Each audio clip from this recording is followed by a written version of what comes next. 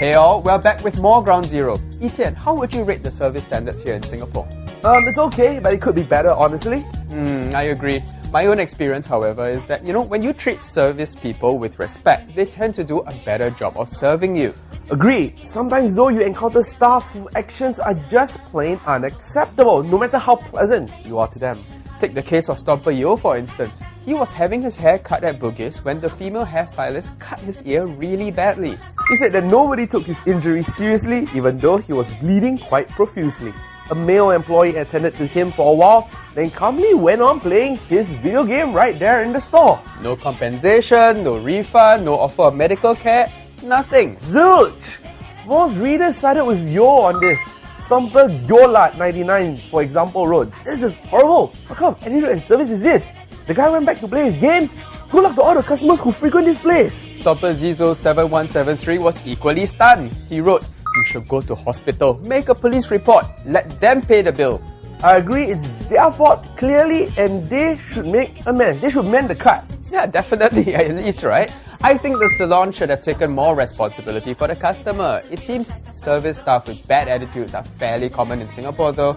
Stomper Lim went to a Chinese restaurant to celebrate her mother's 80th birthday. The night turned out to be a mess. The staff shut off the karaoke machine in their private room early, cleared the table so hurriedly they dropped utensils and food all over the guests, and basically made them feel unwelcome. Lim says they felt like they were being rushed through the meal just so they could close early. They eventually left an hour before closing time and vowed never to go back. Again, most netizens rallied behind the Stomper. Yumiko26, for example, said, "You are paying, so you are the boss before 10:30 PM when the restaurant closes." Marshall would agree. He wrote, "In any F&B outlet, the guest has the right to stay until the last order is taken and the kitchen closes, as advised by the manager. If more time is needed, the procedure is that the manager or supervisor should check with the guests to find out how much time exactly is needed. What the staff did was extremely unprofessional and will affect their reputation." He added the guest should not pay a penny for service charge. It's pretty well put, I would say. Yeah, I agree. Service like that simply does not deserve to be rewarded. This last case, however, I must say, this really got my blood boiling. Stomper in God Trust says he came across a filled up immigration form on the ground at Changi Airport, knowing that whoever lost it would be greatly inconvenienced.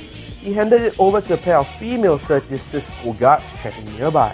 Later, suspecting they had not acted on it, he casually checked the dustbin near them and found the crumpled form in it.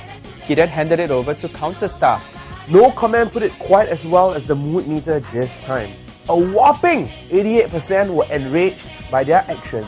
Now when stuff like this happens, I think we all owe it to ourselves to make an official complaint. Remember, these issues don't get better until someone kicks up a fuss. It may not be pleasant, but it needs to be done. I agree. Up next, we look at what happens when couples air their dirty laundry in public.